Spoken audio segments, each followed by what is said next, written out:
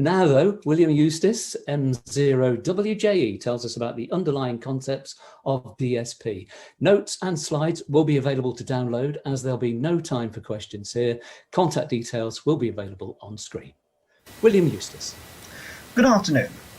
My name is William Eustace, and today I am going to discuss the concepts underlying digital signal processing. I'd like to begin with something of a disclaimer and an apology. The explanation, the description which was circulated at this talk is not entirely accurate. It is not a basic talk, it is a reasonably advanced talk, and I never claimed it was easy to understand. It requires roughly A-level mathematics. Certainly you will need a reasonably solid mathematical footing, because this is fundamentally not a mathematics-free zone. I'll try and explain everything as we go through there. Secondly, this talk is about the concepts involved. It covers some of the maths. It is not a practical tutorial. If you want to learn how to do something without worrying, without caring about why, this talk is not for you. So, to recap, there is going to be maths, there is going to be quite a lot of maths. I will explain it, but you need to be ready for that. And I make no claim that this will equip you fully to launch into practical DSP design. So, having said that, why do we want to learn about DSP? Well, it pervades every aspect of modern amateur radio. Software-defined radios in particular have been playing a larger and larger role in the sort of rigs you buy on the high street, whether it's for VHF or HF. And of course, from an amateur perspective, there's a lot of tinkering that can be done with tools like GNURadio. So it is an area, hopefully, of some interest, and understanding the underlying concepts is quite useful when you work with these systems. Today, we're going to talk about the distinction between things we will for now vaguely term the time domain and the frequency domain in the context of signals, and how we go between them. We will briefly cover Nyquist's theorem, which is also known as the sampling theorem, and then talk about impulse responses, a way of measuring a system effectively, convolution, a tool to apply them, and how these two things are used together to build digital filters. So, without further ado, what is a signal? It's a good question to ask at this point. We're going to define it as a time-varying function. We write a mathematical function in this way, that is to say, f is the function, t is what we might call the argument. It's a variable we put into the function, and for each value of that variable, we get something out. So we might say t 0 seconds, the value of the function is 1, at t equals 3 seconds, the value of the function is 5, and so on. A lot of signals in the classical electronics world are analog, it's a voltage, but in DSP, evidently, mostly we digitize things first, and when you digitize something, you effectively round it to some number of decimal places, as it were. You quantize it, and this loses a certain amount of information, but usually you pick the number of decimal places, as it were, so that you don't lose too much. So we won't worry too much, we won't worry any further about this. And the final and important distinction is between a discrete signal and a continuous signal. I have two possible signals here. In green is what I would term a continuous signal. That is to say, it has values at all times, t. By contrast, in orange, we've sampled a signal. We've discretized it. That is to say, we've measured it at a certain interval, but we haven't measured it in between those intervals. The signal, as far as we're concerned, is the array, for those of you who are programmers, a collection of readings as you go along the signal. It is not a continuous function.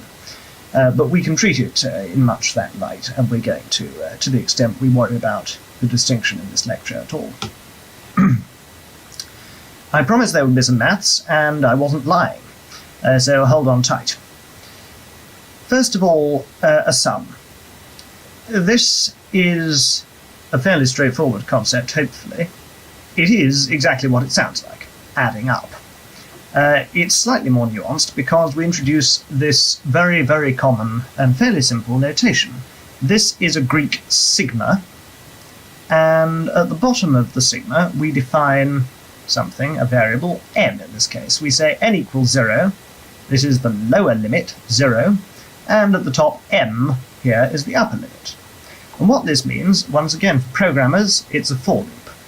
We set n equals 0, we evaluate the function, whatever it is that we're summing, at n equals 0, and then n equals 1, and n equals 2, all the way up to n equals m, and then we add all of those together.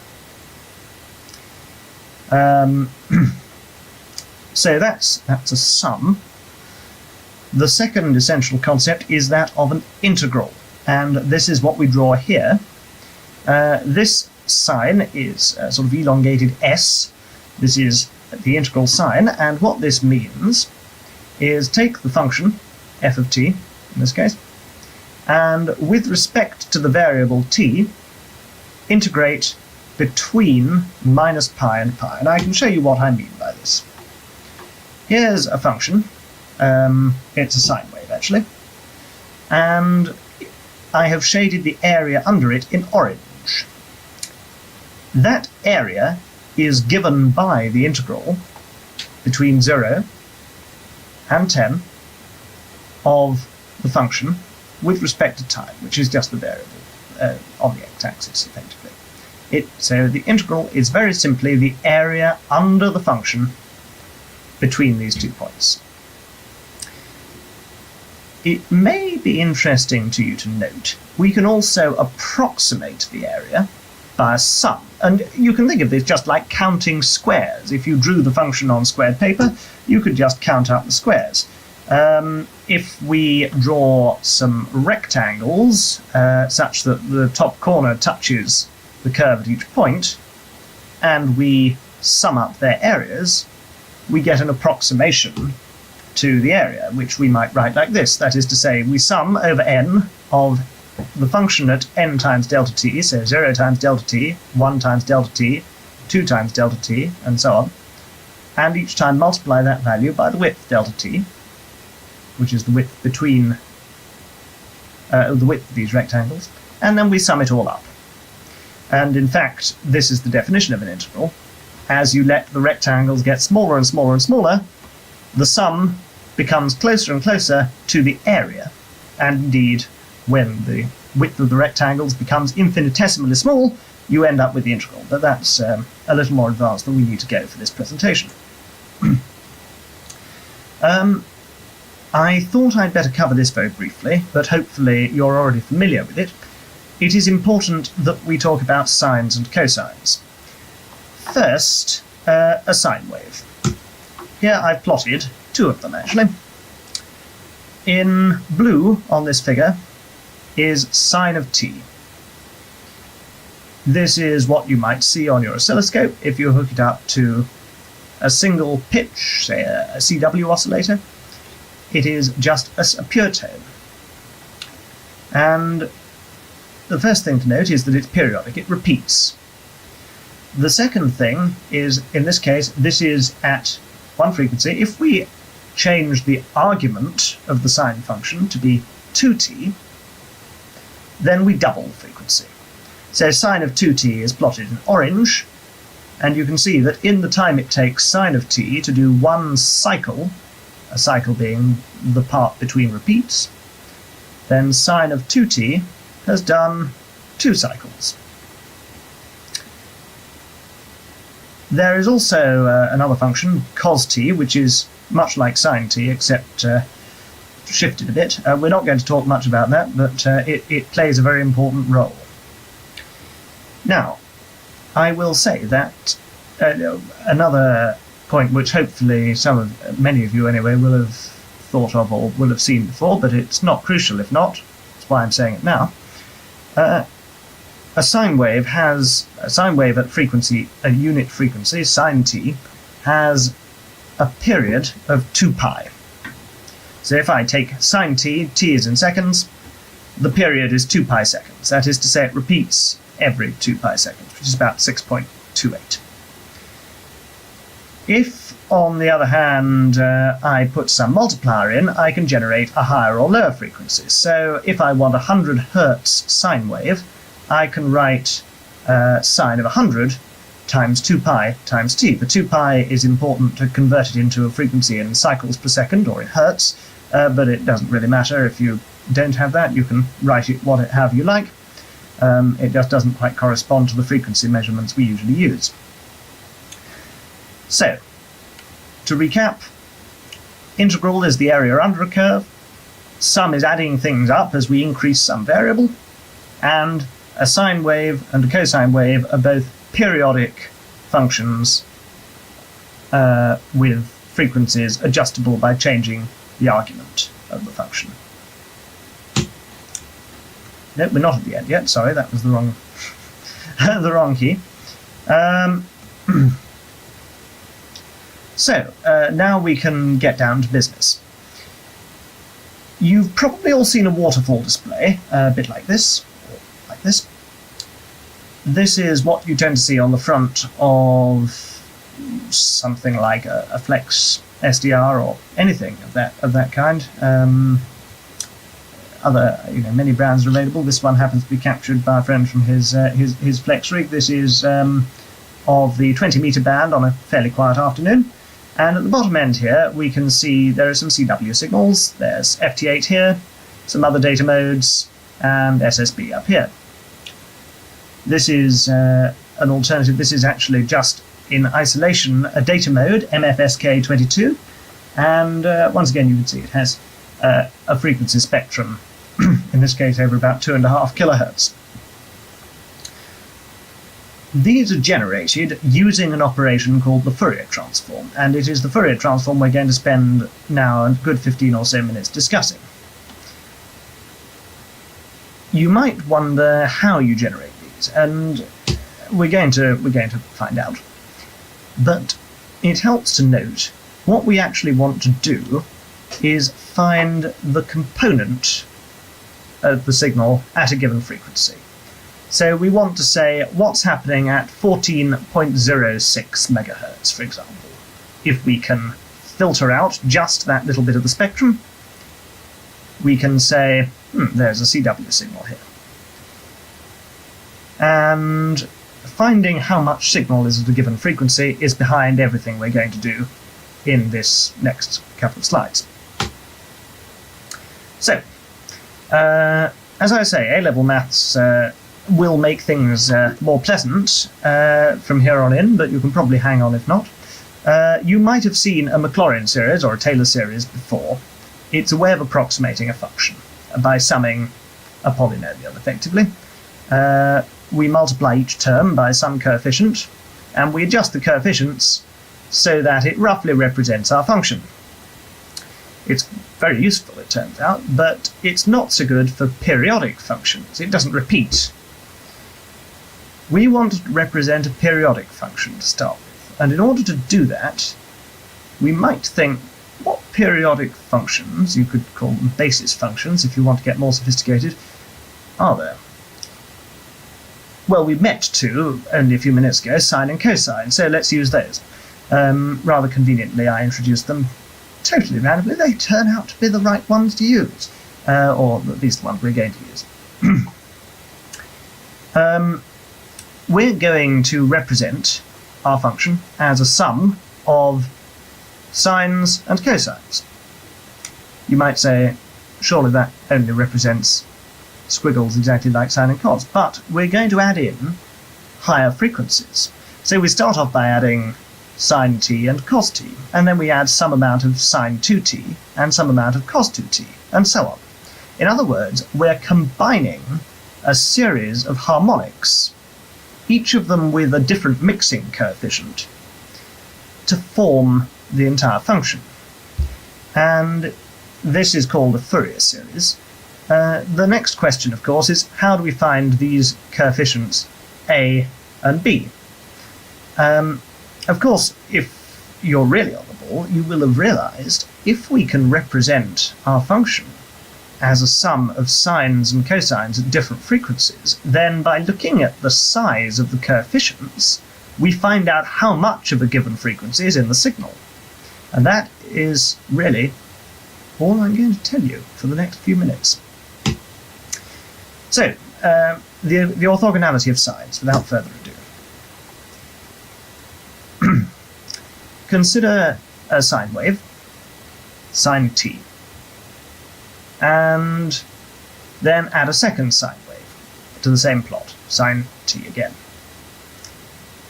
Now multiply them both together, and the product, sine of t times sine of t in this case, is what's marked in orange here, and I've shaded it in. Like earlier, what we're going to do is integrate over this function, sine of t times sine of t, and we're going to do it over a period, in this case between minus pi and pi for convenience. Turns out, if you integrate sine t times sine t between minus pi and pi, in other words, you find out the area, shaded in green here, the answer is pi. You might say that's rather a useless piece of information, why are you wasting our time? And indeed, I don't know either really, but what gets more interesting is if we try sine of t times sine of 2t. So now sine of t is in blue, sine of 2t is in orange, and in green is the product. And we see, interestingly, that the positive part and the negative part, this is 0 here, by the way, the positive area here and the negative area here are going to cancel out. For 3t and t, the same is true again. And in fact, it turns out, if we write in mathematical notation, that the integral over a period of the product of two sine waves is 0 unless they are at the same frequency. And if they are at the same frequency, and this is a delightful bit of mathematical notation here, then for all n equals m, in other words, for all cases where the first frequency is equal to the second frequency, and they are whole numbers in the set of integers, the result is pi. That's a bit more interesting, isn't it? We have this very weird bifurcation. When we integrate something with a sine wave at the same frequency, when we integrate a sine wave with another sine wave at its frequency, we get pi. Otherwise, we get 0. The same, it turns out, is true for cosine. And if you integrate a sine with a cosine, you get 0 whatever the frequency, it turns out. Actually, what we have here is a filter. We can take whatever function we like, and by integrating with sine of t, or sine of 2t, or cos of 3t, we can measure how much of each of those functions is in the function we want to measure, the function we want to decompose. And this is our Fourier series. This gives us the coefficients, because now, if our function looks like this, we're going to integrate over the function, which we could write as all of this, while multiplying by a sine. And remember, multiplying by the sine and integrating gets rid of everything except the term with that sine in it. So if n is 2 here, so we're calculating the second coefficient, then it's going to get rid of all of this, and we're going to be left just with the coefficient of a2, multiplied by pi. So we divide by pi. Because the period of sine waves is 2 pi, there are going to be pi's absolutely everywhere in the algebra. Don't worry about the algebra. I'm not expecting you to learn algebra. It's very boring, I find, so there's no need to worry about that. Just try and cling on to the basic idea. We can derive a very similar expression for the cosine terms, and the c here is just a DC offset. So, for example, if I take sine of t plus 2, the plus 2 is not periodic, it's constant, and so we need to have this constant offset term as well, in some cases. If you're hopelessly lost, this might help. We're going to do an example, and the example is going to be a square wave. Here it is. It's actually quite a carefully chosen example. hopefully you've all seen a square wave. It's down then up, fairly simple idea. You can see where it got its name. The reason this is carefully chosen is that it only requires the sine terms in our Fourier series. So we only have to compute one set of coefficients, which, given we're lazy and strapped for time, is rather useful. Now, let's try and calculate those coefficients. First, we'll set n equals 1, and we'll integrate over the function multiplied by sine of t. And we're going to measure how much of sine t there is in our signal. And it turns out there is 4 over pi. Horrible number, isn't it? I mean, what even is that, 1.1 or something? Nasty. I'm going to draw a picture rather than do lots of maths, because it's often more fun. Here in orange is the sine wave, and in blue is the function. It's our square wave, remember. This is m equals 1, and I'm telling you that the area are under the green shaded bits, which is, remember, what we're measuring. So we integrate over a period and measure the area under the orange signal times the blue signal. So here the blue signal is -1, so we flip the sign of this, which is why you have 2 positive humps instead of the reversing shape of the sine wave. The result is 4 over pi. If we set m equals 2, it turns out that the positive area and the negative area cancels completely. M equals 3? It doesn't. 4 cancels again. Well, I'm not going to keep waving my hands about and doing that. We could work through the maths if you like, but I don't really like doing that either. It takes an awfully long time. Of course, we have to do this for an infinite number of terms, so this is going to take quite a while. Hope you've brought refreshments. Or we could take a shortcut and try and find out a general way of doing it. You could do this with some algebra. It turns out that for all even values, all the even harmonics, sine of 2t, sine of 4t, sine of 6t, the coefficient is 0.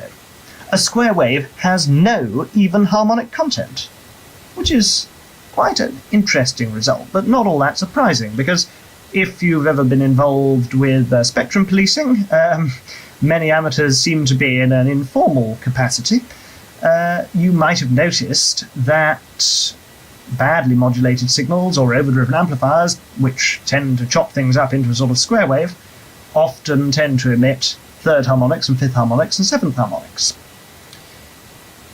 This explains to an extent why that is. So what we're saying is that our square wave can be represented by a sum of odd harmonics, sine waves only, with a coefficient of 4 over n pi. That's not very instructive, really, so let's draw another picture. This is, in orange, that sum. All the odd coefficients up to some number times their respective harmonics. With just the first harmonic, just the fundamental, sine of t, it doesn't look very interesting. It's not really anything like a square wave. If we add some amount of sine 2t, well, remember there's no even harmonics, so we don't change it. Sine of 3t, we get a sort of squiggle here and here. It's looking slightly more promising. 4t, of course, no even harmonics. 5t, 7t. We keep going. It gets closer and closer to being a square wave. And indeed, of course, if we keep adding an infinite number of terms, it gets infinitely close. But I don't have time to do that in this lecture, so we'll stop at 31. A note for the wise. The ringing here, by which I mean the way in which we develop some oscillation around the sharp transitions, is called the Gibbs phenomenon. And if you care to look this up or find out more about the field in general, you'll probably come across it. Right. So to recap, by integrating over a limited range, we can determine for a periodic signal how much energy or how much signal is in that function at a wide range of frequencies. And we just have to integrate with some sines and some cosines. In practice, people don't use sines and cosines, they use complex exponentials, which look like this. It's actually just a mixture of sines and cosines in a more convenient package, and it makes the maths easier, unless you don't understand complex numbers, in which case it makes the maths impossible, and that's why I've elected to avoid using them here. But this is what you'll probably see if you look it up elsewhere. Secondly, for signals that are not repetitive, so for example my voice speaking to you now, I know it sounds repetitive, I promise it's not periodic, or at least not perfectly periodic. The thing is, it's a sampled sequence, a sampled signal, so we could compute some sort of frequency transform, but it's not periodic. What we do in order to compute the Fourier transform, to find the spectrum of that signal, is we basically pretend it's periodic and hope for the best. It's not perfect, but it's surprisingly good, and that's called the discrete Fourier transform, give or take. Of course, for a sampled signal, you can't integrate because it's not continuous, but it's okay, because you can sum instead. And remember, I said that you can sum up the rectangles under the curve and you get towards an integral. So it is with the discrete Fourier transform. Next, what about continuous signals? We're not going to talk about them in detail, but what I will say is that the sum, you remember we were summing up sine t and sine 2t and sine 3t and so on, that now becomes an integral. In other words, instead of having discrete coefficients for the amount of the signal at 1 Hz and 2 Hz and 3 Hz or whatever, you have a function which is continuous in frequency, which defines how much energy is at a given frequency. That's a bit of a second order thing to worry about. I don't want you to think about it too much now, but I will just introduce 2 more bits of notation for you to think on and recognize if you see them elsewhere. The first one is this script f. This means take the Fourier transform of this thing, and the result will be a spectrum, which we usually write as something like f tilde of k, say, where k is the frequency. You can go the other way. This is the result of doing this. If you take the inverse Fourier transform, f script inverse, then you go back to the time domain. And actually, while I'm talking about the frequency domain and the time domain, would be a good time to explain what those actually are. I keep talking about them, right? So, in the radio context, you've probably encountered both of these quite a lot, maybe without realizing it or thinking about it too much. If you plug your oscilloscope into, say, a tone generator, you'll see a sine wave. If, on the other hand, you look at that sine wave on a spectrum analyzer, you'll see a single spike corresponding to the frequency coming out of the tone generator. More commonly, perhaps, if you listen to a signal, you're listening to it effectively in the time domain. The waterfall display you see on your radio sort of combines the time domain and the frequency domain, doesn't it? And I'm going to try and explain where this all comes from. At the top here, we have a Morse code letter A, dot dash. This is just basically a sine wave. We've turned it on here, and we've turned it off, and we've turned it on, and we've turned it off. And then I've taken the Fourier transform of it. That is to say, the Fourier transform of the whole signal. And that is usually what we mean when we say the Fourier transform. We take the whole signal from start to finish. In continuous signals, we take it from minus infinite time to plus infinite time. But of course, that requires you to do an infinite amount of integration, which is very tiring. So instead we'll do it over the whole length of the signal, which is as close as we can be bothered to get. And we, of course, because it's a discrete transform, we assume it's periodic, but don't let's get into the detail. The result looks perhaps a little like this. And you may note with interest there is a big spike at 15 Hz, that's the frequency of the sine wave, but there are also all of these spurs, as we might call them. And those are in fact resulting from the harmonics of turning that sine wave on and off. Because remember I said the square wave generates lots of odd and even, lots of odd harmonics. Well, you can see those there. And this is why, if you're sitting some distance away in the band from somebody with badly keyed Morse, you end up with key clicks. This is where he's transmitting. This might be where you're listening. You're going to get some of his signal even though you're somewhere away. At the bottom here is what we might call a waterfall display. And this requires a bit more explanation. This is basically a series of Fourier transforms. Each row in this, and you can actually see in this graphic it's made up rather coarsely, in fact, of rows. It's a fairly low resolution waterfall, is made up of a little window. So, for example, we might take the Fourier transform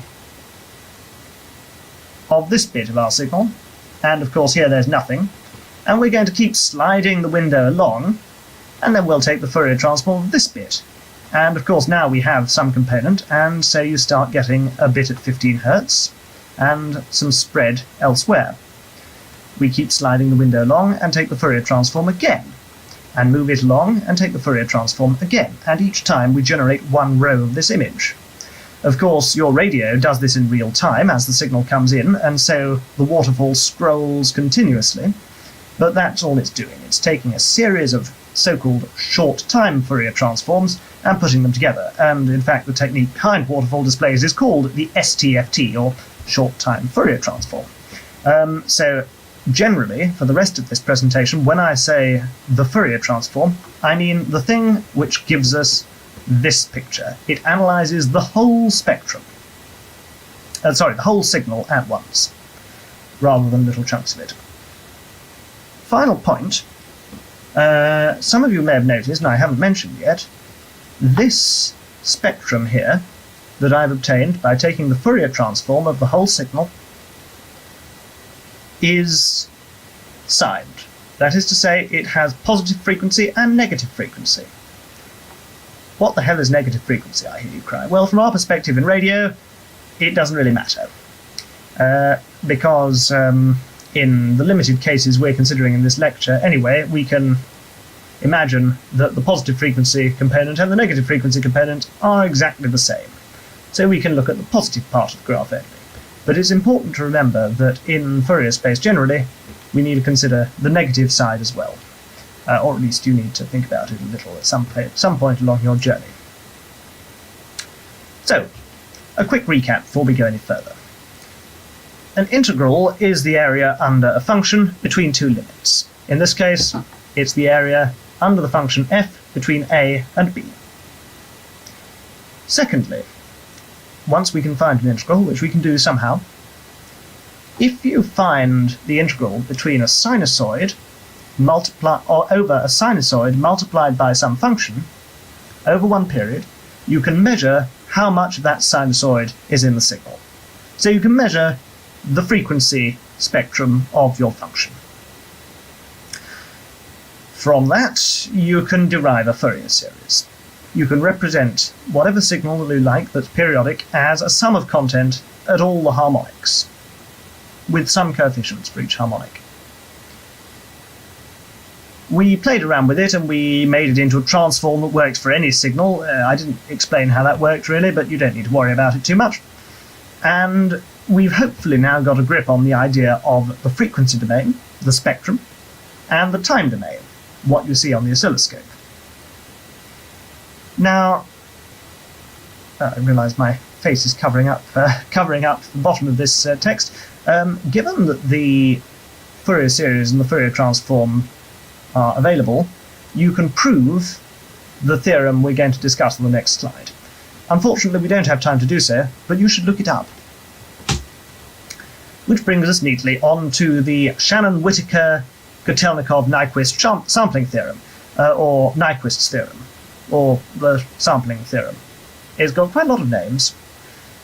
It's all the same thing, and it states that if you sample a signal which is band limited, that is to say it has no content at all outside a certain bandwidth in frequency,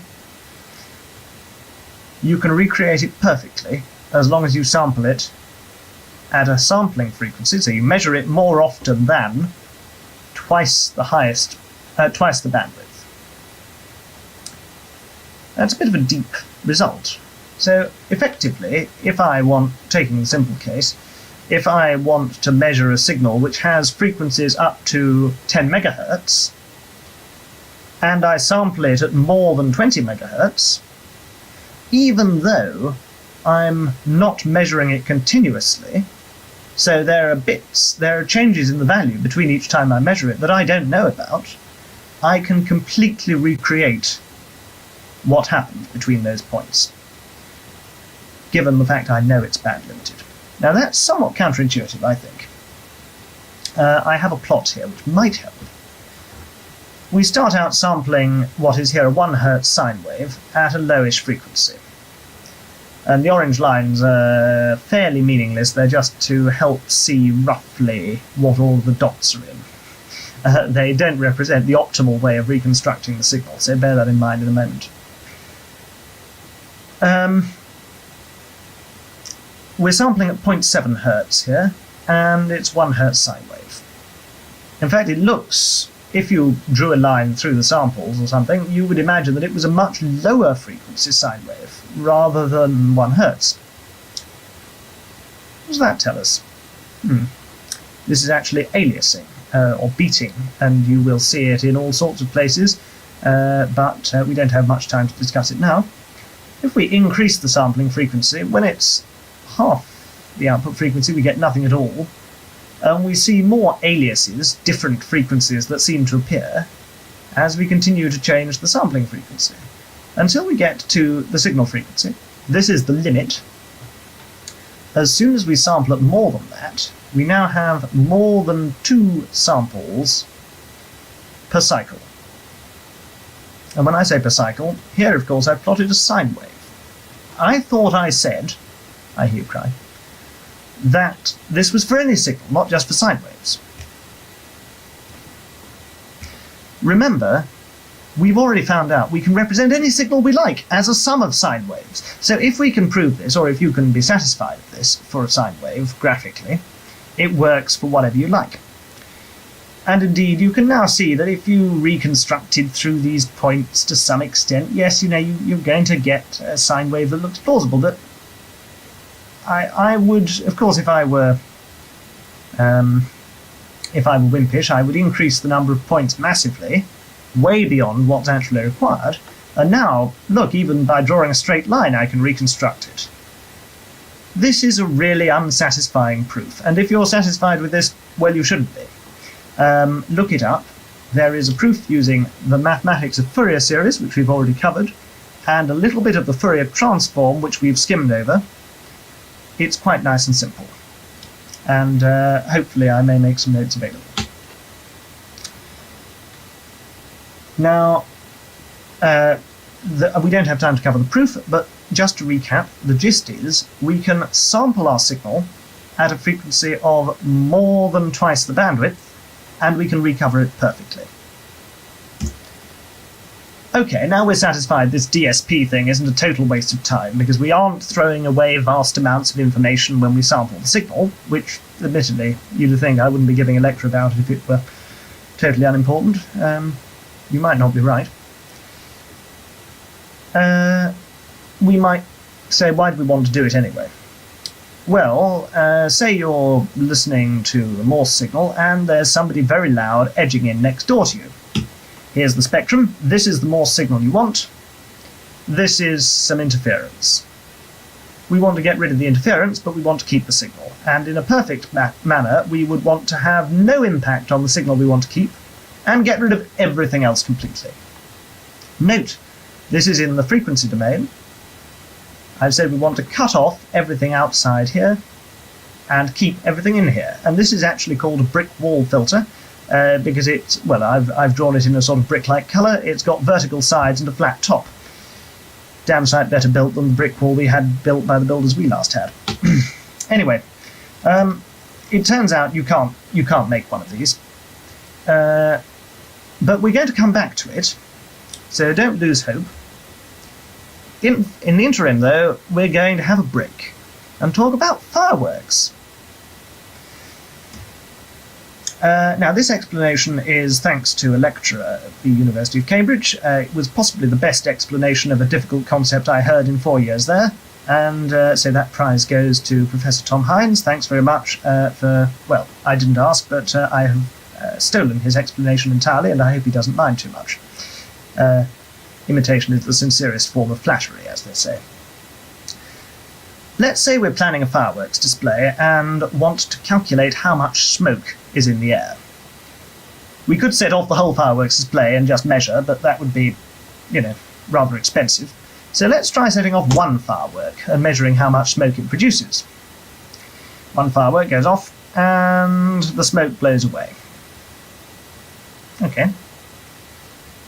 It does seem reasonable that we should be able to calculate how much smoke a full fireworks display generates by measuring one firework, if they're all about the same, right? This is the joyous world of convolution, and what we do is deliver an impulse to the system being the sky, by setting off a firework in it. This produces some smoke. The smoke dies away over time, and we measure that for one firework, a singular impulse. Then we sum up all the smoke from all the fireworks we're going to set off over the whole display, and we work out how much smoke we're going to get, assuming they all behave the same way. In order to do this, we have to introduce a second variable, and because I want you to be able to understand at least the basics of other people's writing, I've used the same variables everyone else uses, that is t and tau. Tau is a Greek t. Ha ha ha, you have permission to laugh. It's quite confusing to have such similar looking letters, but that's the way the world works, sadly. Anyway, to calculate the smoke, we do a sum. You remember sums? Good fun, weren't they? So we start off, in order to calculate how much smoke there is at a given time, we sum up the number of fireworks that have gone off at each time in the past, times the amount of smoke left from each of them. In other words, every time we set off a firework, we play back the way that the smoke behaved from one firework. If we set off 100 fireworks, we assume we have 100 times the smoke, and the smoke from each one decays away in the same way. And so we might generate a plot a bit like this. We start off by setting off a load of fireworks, and the smoke decays away, and then we set off some more. This new smoke adds to the smoke still in the air from the last round, and it all decays away, and so on. And if I sort of work out an example for you, in case this notation, this sum, is possibly a little confusing because of all the different letters. Let's say we want to calculate how much smoke is in the air 13 seconds in. We start off by adding up all the number of fireworks that we set off at time 0, which was 13 seconds ago, and multiply it by the amount of smoke left from a single firework after 13 seconds. Then we add to that the number of fireworks set off at time 10, plus the amount of smoke left from a single, multiplied by the amount of smoke left from a single firework after 3 seconds. And we're done. But of course then we add up the number of fireworks we're going to set off at time 20 times the amount of smoke that will be in the air 7 seconds before the firework goes off. Have I gone off my rocker? Well, yes and no. So hopefully this illustrates the idea. We play back the impulse response, as we call it. The impulse response is the amount of smoke of one firework each time we set off a firework. The problem is, in this case, there's no smoke before you set off the firework, so it's fine.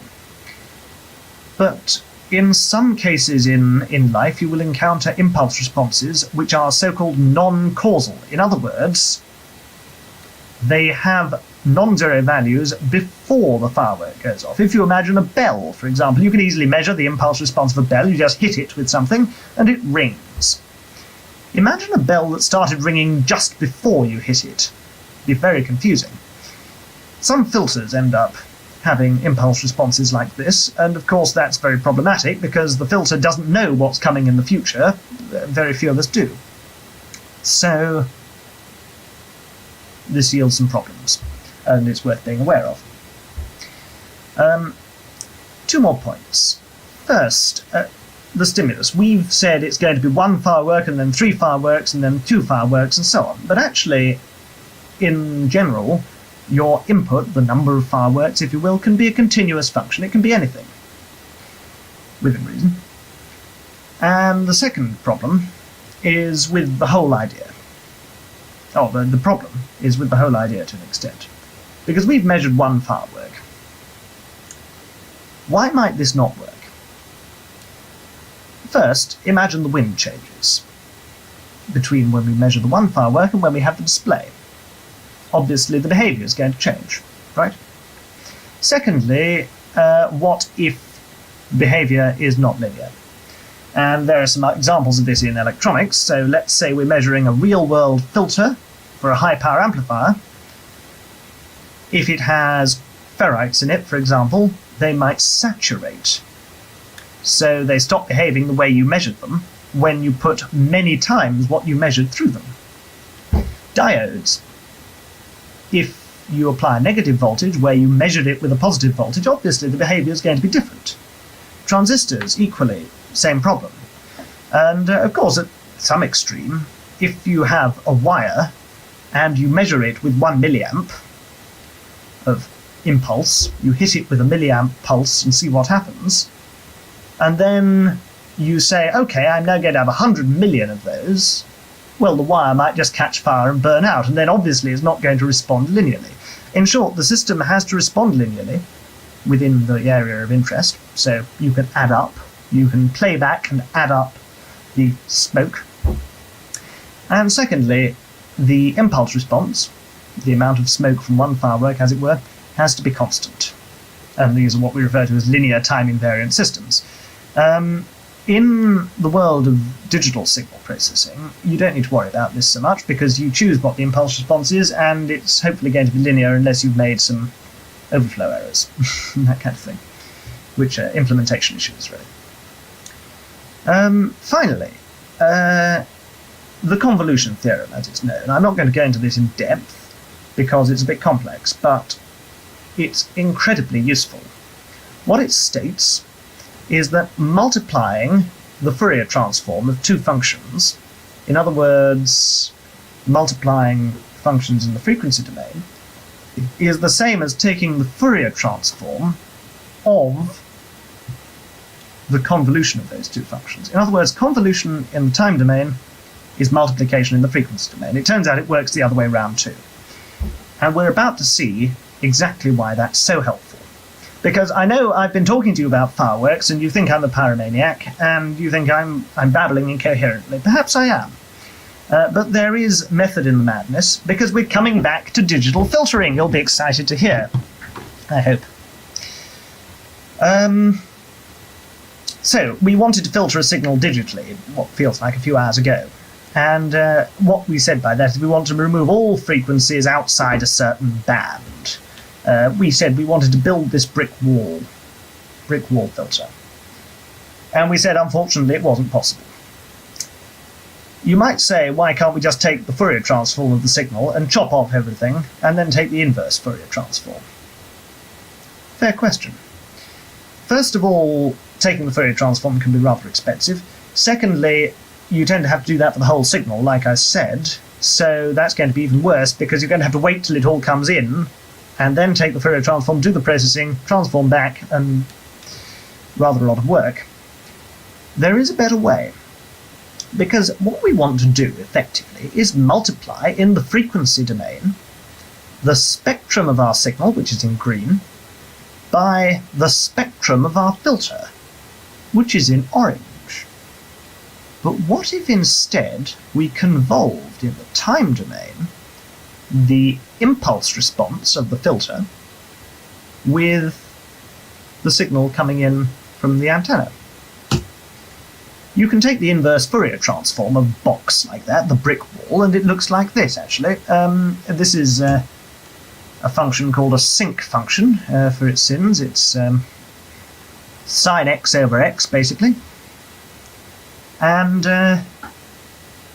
You might say, well, that's all we need to know then. Great. So we just convolve our function with this, and we're on our way. But you see, there's a problem. The first issue is non-causal.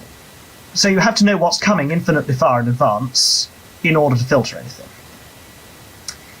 Second is it runs on for infinity, so you have to do an infinite amount of computation and have an infinite amount of signal, both of which limit the application to everyday circumstances, to say the least. But it's okay, because you can bodge it, like everything in radio. You can give the box a thump. That is to say, we shift the impulse response a bit, so the peak is, if you look at this at the moment, if we cut off everything before time 0, so we make it causal, as it were, then we lose the biggest bit, which is going to be problematic. So we shift it off to one side, and we chop off everything we don't have room for. The result is slightly problematic, because when we chop it off, you remember how when we chopped off our sine wave earlier, we got third harmonics and fifth harmonics and seventh harmonics, just like this? The same thing's going to happen again. We get some problems, but, you can overcome them to an extent and live with them to an extent. This isn't a practical talk, and I'm not going to lecture how filters work. I don't work in signal processing. There are those who are far more qualified to do so. But I will explain briefly the simplest kind of digital filter, probably a finite impulse response filter. You've heard impulse response before. This is what one tends to look like. Effectively, you have your signal coming through in a sampled sense. Remember, we're now in a digital signal processing system. So we have a large sequence of samples, and they're coming in one by one. We buffer the last few, and in this case, this is what we would call actually, I think this is a slight error here. We might call this a 6-tap FIR filter. Slight error in my graphic there, now I look at it. We take the current sample and the 5 previous samples, and we multiply them all by some weight. In other words, this is how many fireworks went off 5 samples ago, how many went off 4 samples ago, 3 samples ago, 2 samples ago, and how much smoke is left after 5 seconds, after 4 seconds, after 3 seconds, and so on. And we multiply them through, we add up the results, and we're left with the current output. And I can do this for you right now, live. Isn't that exciting? Here, in blue, is a square wave. It's at 25 Hertz, and let's say I want to filter out everything except the fundamental. The result of the filtering is shown in orange. What the fundamental should look like is shown here in green. This is a 25 Hertz sine wave. Doesn't look anything like that, does it? This is a one-tap filter. In other words, it's doing nothing. As we make the impulse response longer, we make the filter quite a lot better. So now you can see it's sort of more like a sine wave. It's obviously no longer square, but equally it's got a lot of higher frequency components. If we keep bringing the number of taps up, lengthening the impulse response, now look, you can see the peaks and the troughs are in the same place and at the same frequency as the fundamental. So this is based on the fundamental, but it's still got quite a lot of other stuff. If we make our filter really long, spend a lot of computational time working out the sum of 500 previous samples, you can see here it's really quite good. But the problem is now we have to wait quite a long time before our filter starts responding at all, because the impulse response is so long. These are some of the trade-offs you have to face. And as a final demonstration, this is the same filter, except now I've taken the Fourier transform of it again. So this is the frequency response of our filter. And we see with only, a couple of taps, it's just a gentle roll-off. But as we start increasing the number of taps further and further, you see a shoulder developing, and in time, you get a nice, almost ideal behavior. But note, like the last builders we had, it's not quite flat at the top, it's not quite flat at the bottom, and the edge still isn't vertical. So really, nothing in the real world is ever perfect. Why I stick to theory. That's all we've got time for. To recap very, very quickly, we found out that if you sample a signal at more than twice the bandwidth of the signal, you can reproduce it. That means the whole DSP thing is kind of worth working on. Secondly, if we take a signal, we find that you can measure how much of each frequency is in it by doing some operations with sines and cosines, and using the same mathematics, we can filter a signal digitally in a way that is much more adjustable than if we had built an electronic filter. I'm not taking questions today for various reasons, but please feel free, if you can't find an answer on Google or elsewhere, to email me at the address here, and when I have time I'll try and sort out a response. Thank you very much, and enjoy the rest of the program. Good afternoon. Amazing William Eustace, M0WJE.